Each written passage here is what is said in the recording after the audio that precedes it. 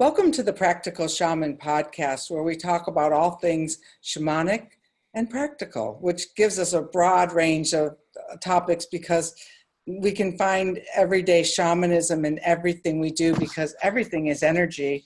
And as you find it, like I was talking to somebody yesterday who rides motorcycles, and I can't wait to have her spiritual perspective of motorcycle riding coming up here this fall. But today I have a very special guest. Sandra Ingerman, MA, is an award-winning author of 12 books, including Soul Retrieval, Medicine for the Earth, Walking in the Light, and her new book, The Book of Ceremony, Shamanic Wisdom for Invoking the Sacred in Everyday Life. She is a presenter of 8 audio programs produced by Sounds True and created the Transmutation app. For 35 years, Sandra has been world-renowned teacher of shamanism, teaching workshops internationally on shamanism and reversing environmental pollution using spiritual methods. She is devoted to teaching people to work together as a global community to manifest positive change. She is passionate about helping people to reconnect with nature.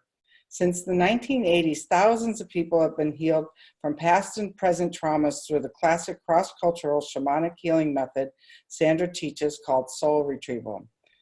She is a licensed marriage and family therapist and professional mental health counselor and a board-certified expert on traumatic stress. Welcome. I'm just so honored to have you here today with us. Thanks, Renee. That's a lot of words for a woman who just feels like another human out there just trying to do the best we can. I know. Sometimes I cut them short, but every word of it is important. And I found that when I read your book that I just was captured by every word of it because you just write really, really well. And, you know, you took me right into that living room and that first experience, and you had me right there.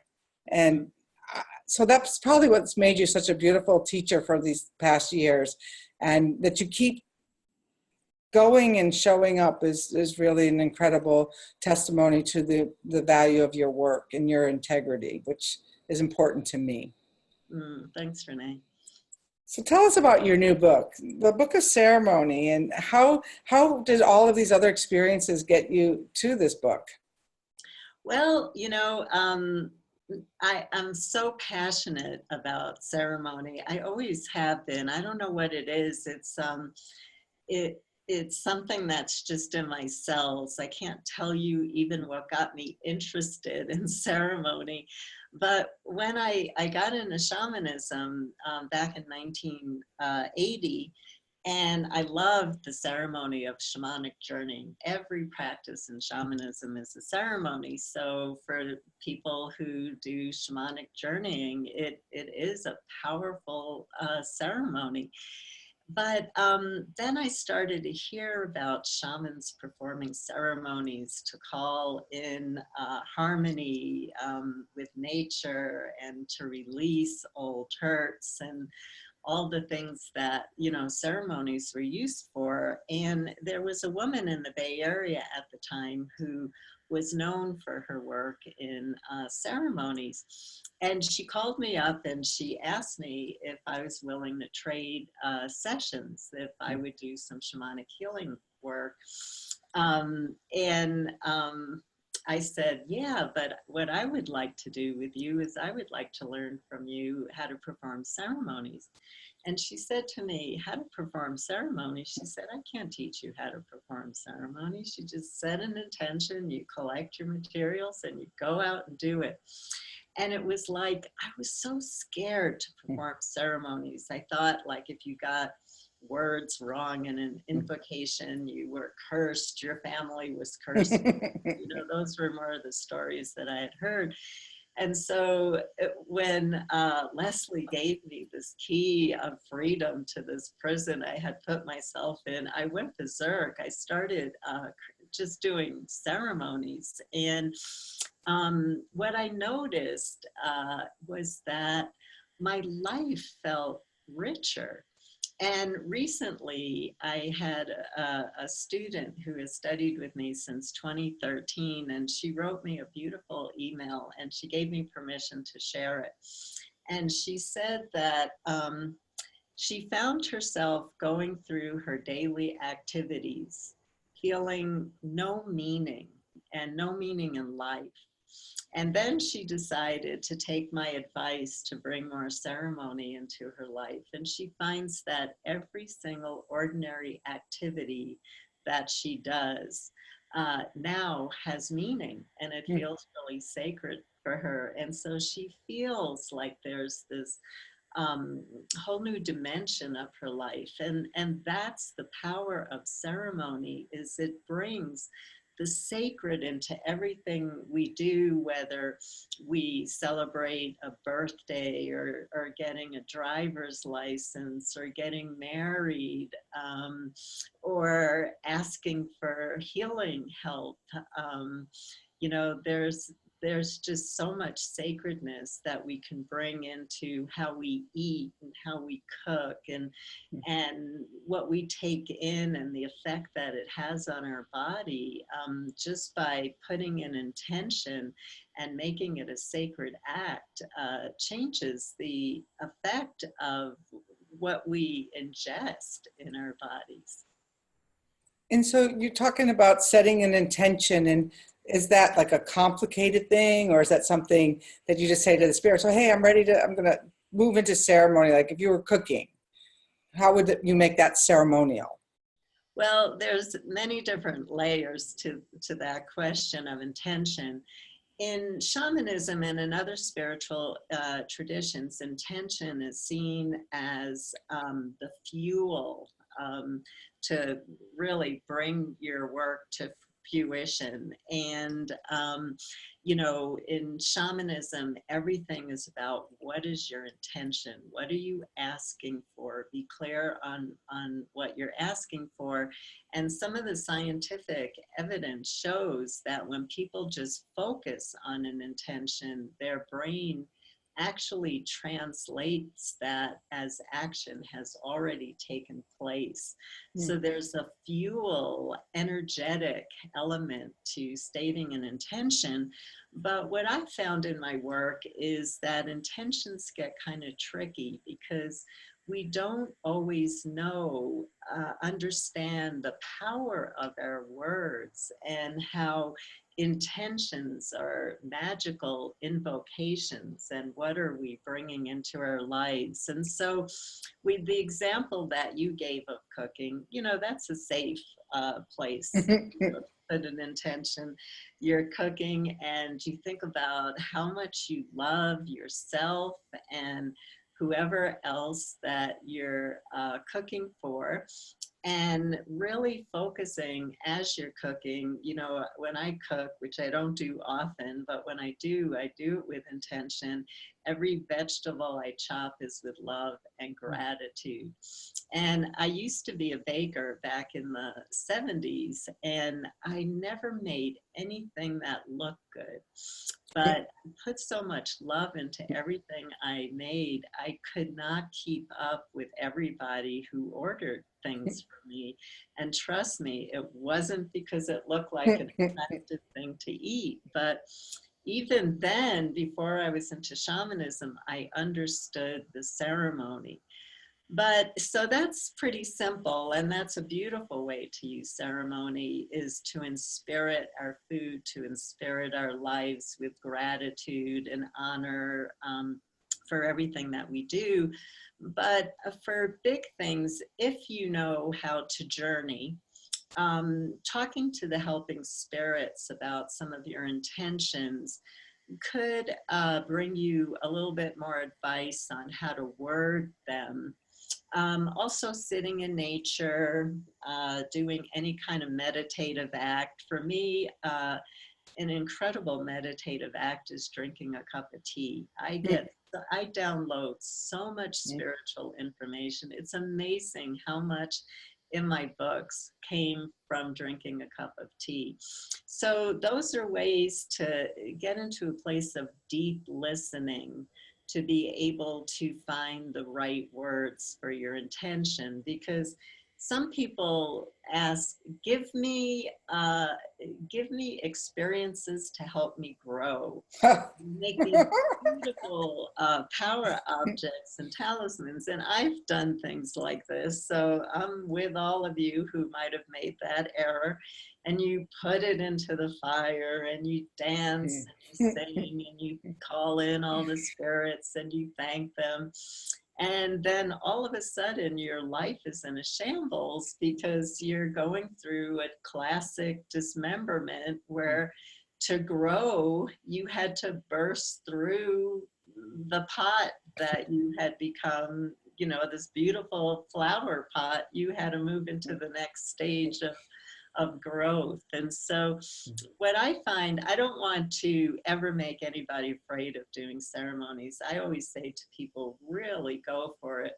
But start with simple intentions, you know, of asking for some healing help about a specific issue in your life, or performing a ceremony to honor a change in life. You've gotten a new job or a new partner, or you'd like to call in a new partner. What are the qualities that you would really like? Or you want to honor the change in seasons or the changing phases of the moon.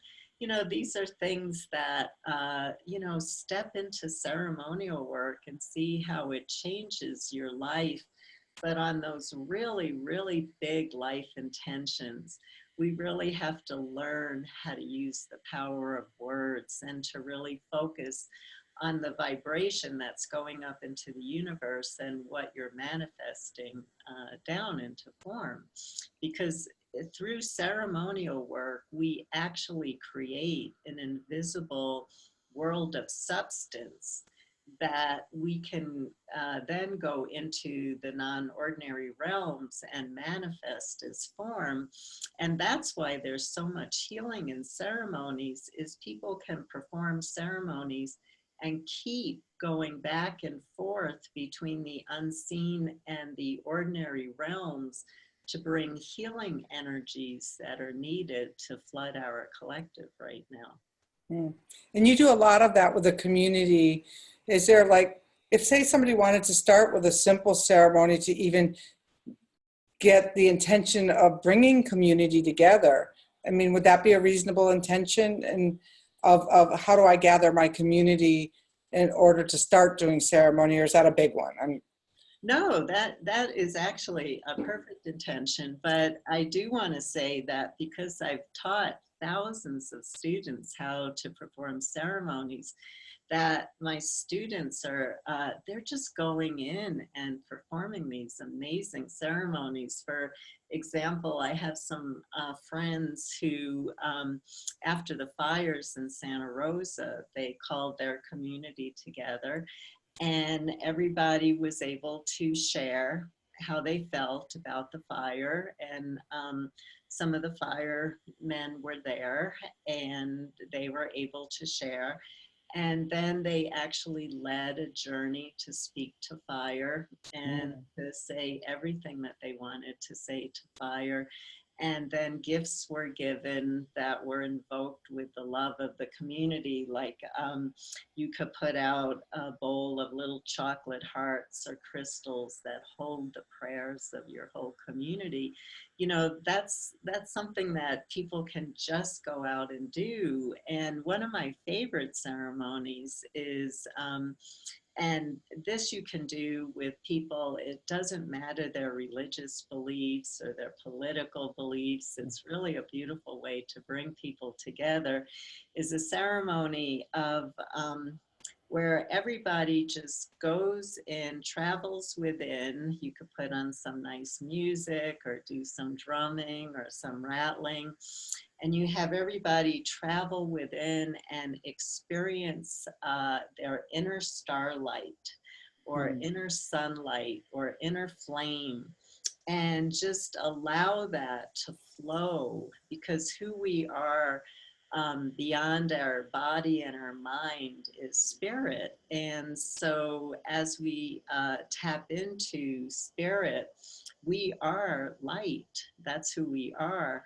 And as we allow that to flow and radiate through our community and through the planet, that's a really beautiful way to bring community together, is to have them come together and radiate their light to the land that they live on and to each other. It's a beautiful way to bring community together. One thing I'm hearing from you, and correct me if I'm wrong, is that we're not making assumptions about what the fire needed or what the land needed, that we're traveling to offer, get its wisdom for us instead of our wisdom onto it. Is that correct in ceremony? Yeah, there's a tendency, and especially in the world that we live in today, to want to try and manipulate the environment. You know, we see people writing posts on Facebook. You know, can we control the storm coming in? Can we control the fire coming in? And of course, you know, I live on land. I don't want to see it go in the fire, and I have to live with the threat of fire every day.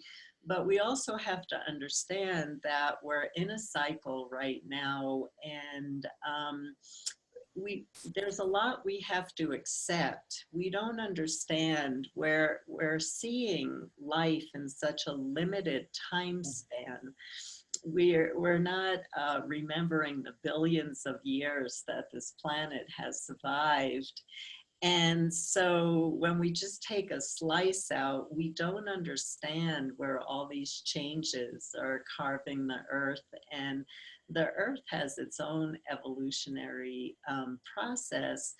And our global community is so big. When you ask for rain to be stopped in one area, how does that affect countries across the world? We don't understand the magnitude of what happens when we try to manipulate forces that are beyond our limited perception and our limited thinking.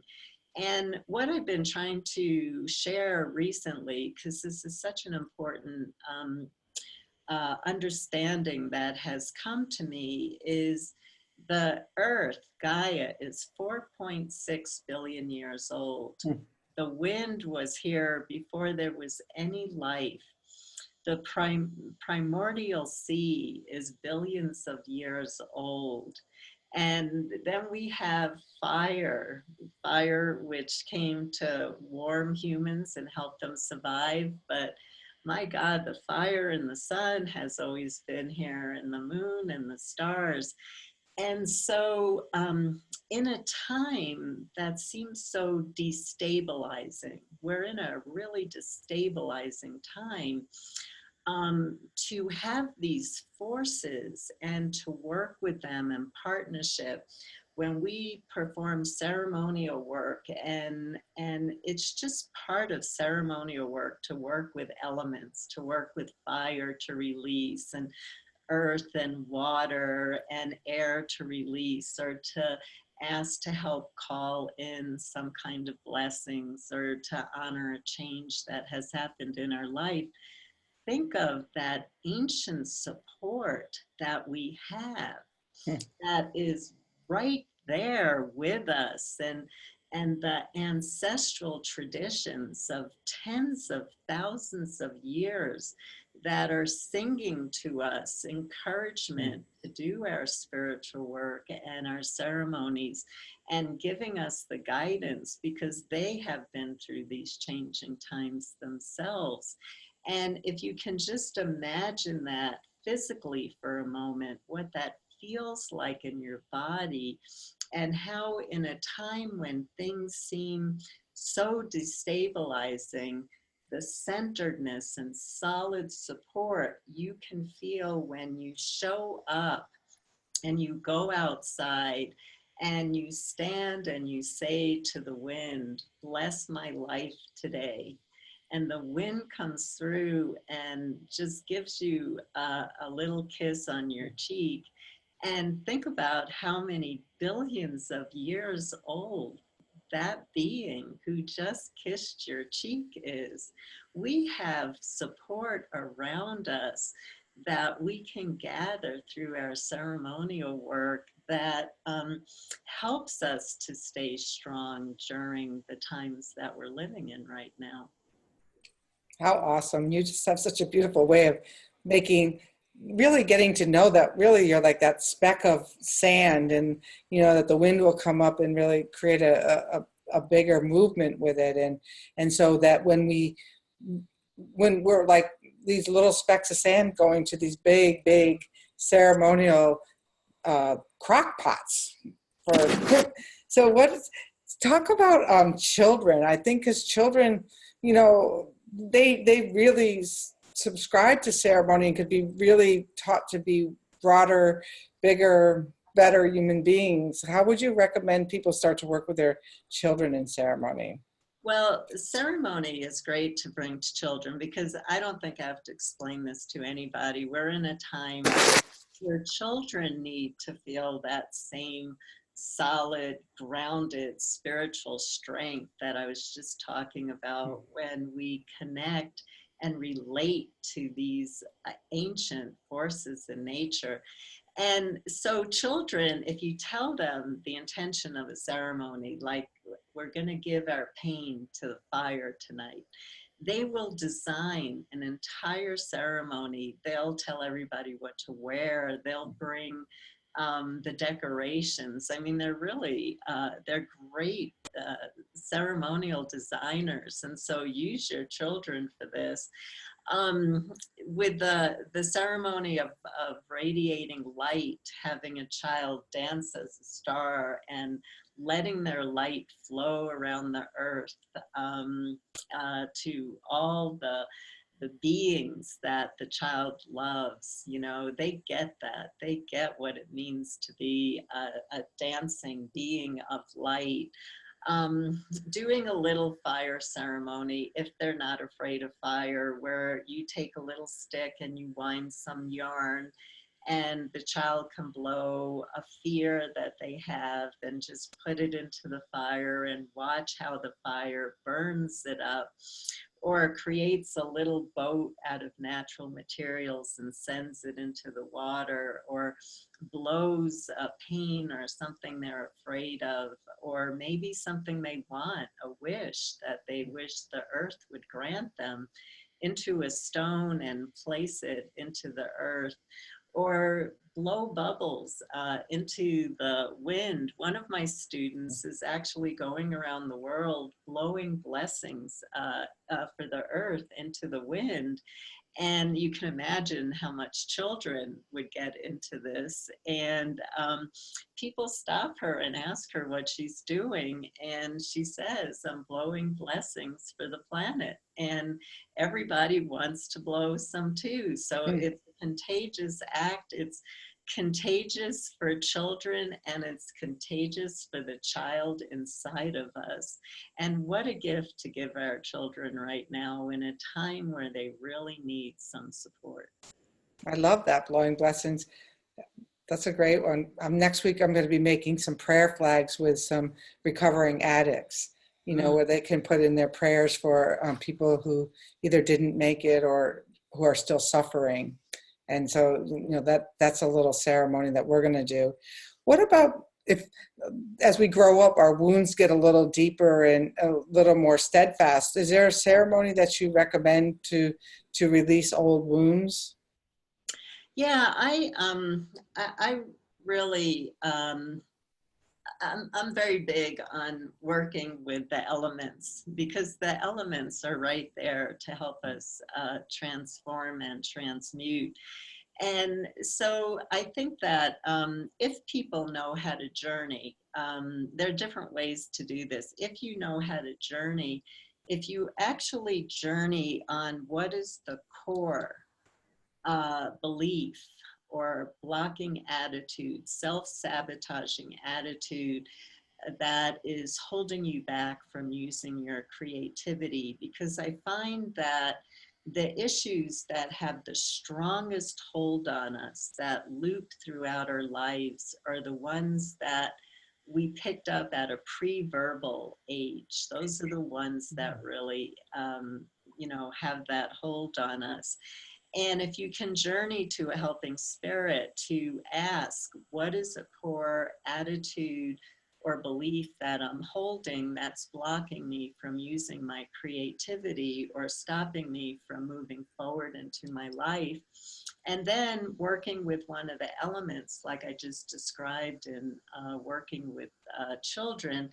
But if you give a pain to an element like the fire, or the air or water, or to the earth, by finding an object to put into it, to please always remember to ask that the energy be transformed to love and light, so that we're not just dumping into the elements, but the elements will work with us in partnership.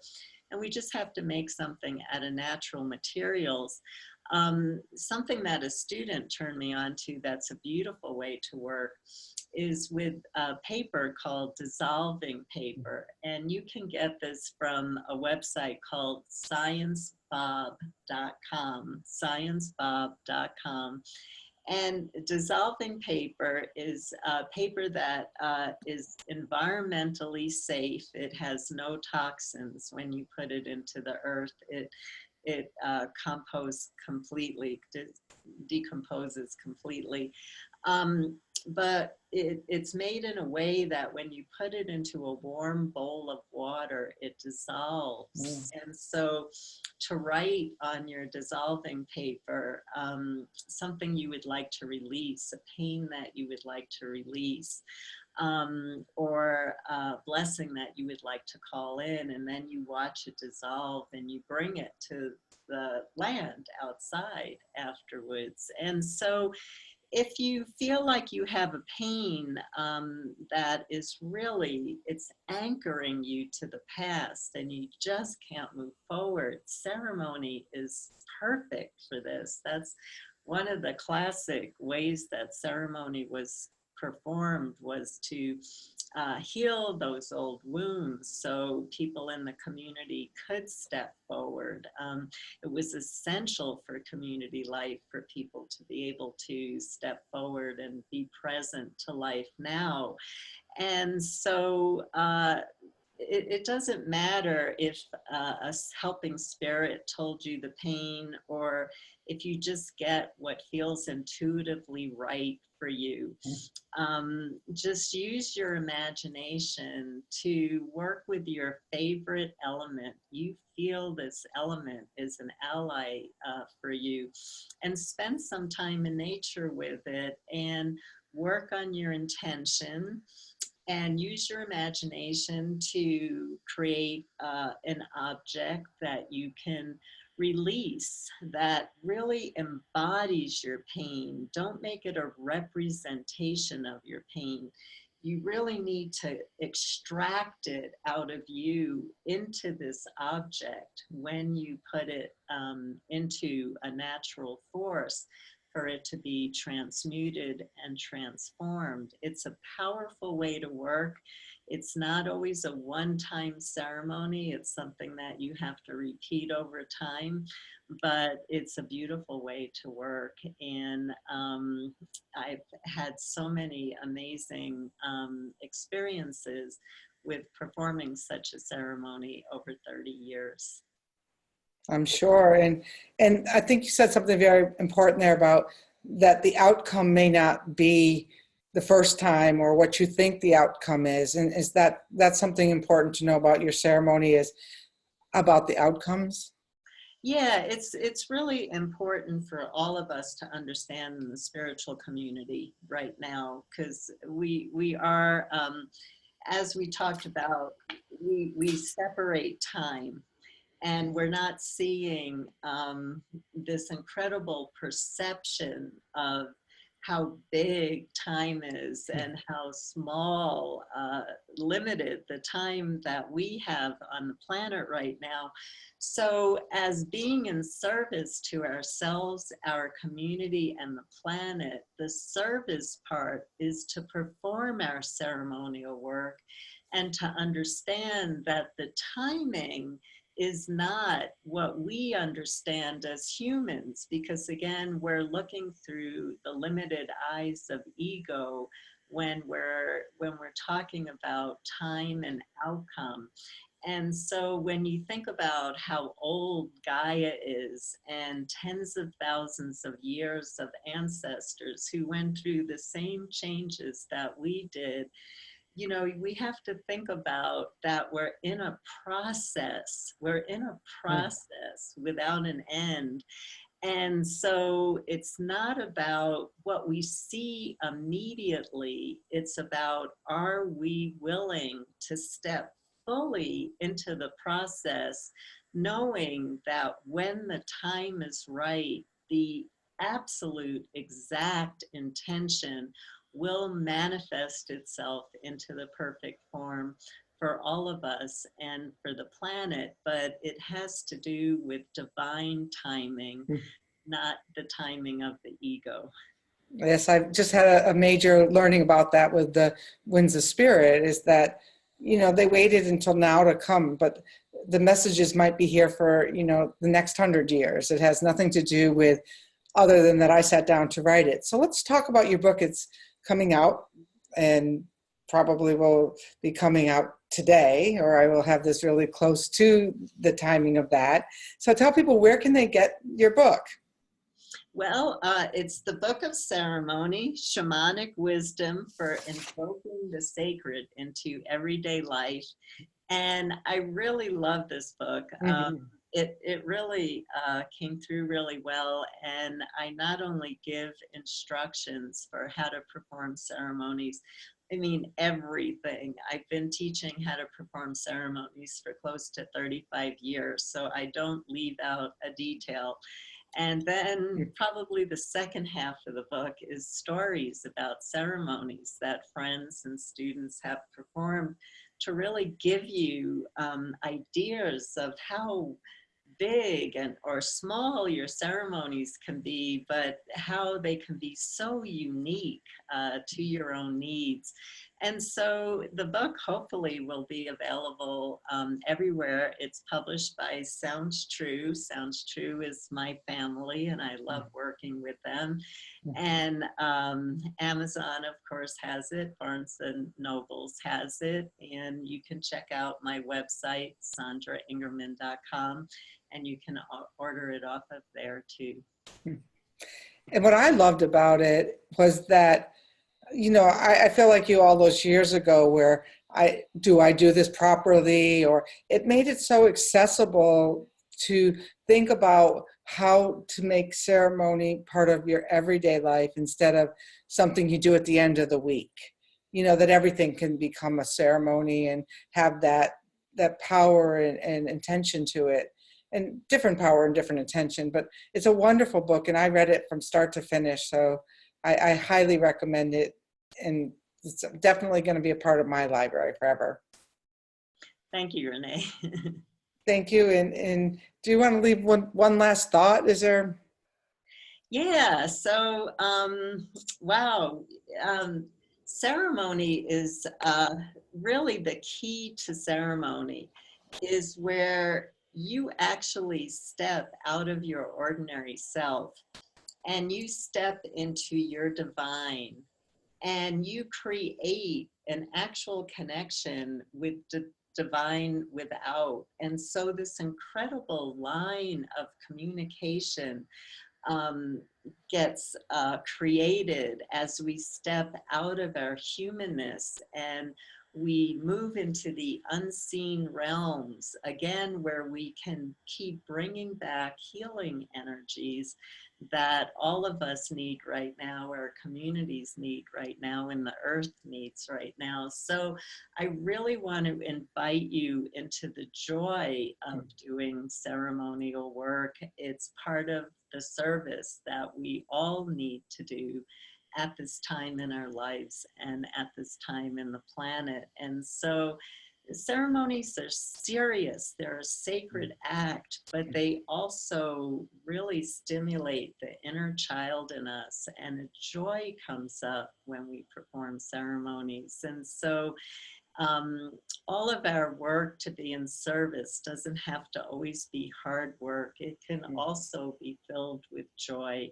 So I invite you into this field of performing ceremonies, and there are tens of thousands of people, millions of people performing ceremonies around the world for the best for all of life right now. Please join our circle. Thank you and blessings to all. And thank you, Renee, for the brilliant work that you're doing. Oh, thank you. I think back to when I was in Peru and the Caro elders would be like having some whiskey and laughing. And I'd be like, and when I didn't know better, I'd be there like, no, this is a ceremony. We're supposed to be serious. And they would be laughing and just, and still they taught me that it didn't have to be so serious. Serious business didn't have to be so stoic, I guess was the point. And for all you listening at home, this is the Practical Shaman podcast. Please subscribe so you can stay abreast of the great conversations that I have weekly with people. And until next time, we'll be safe and do ceremony.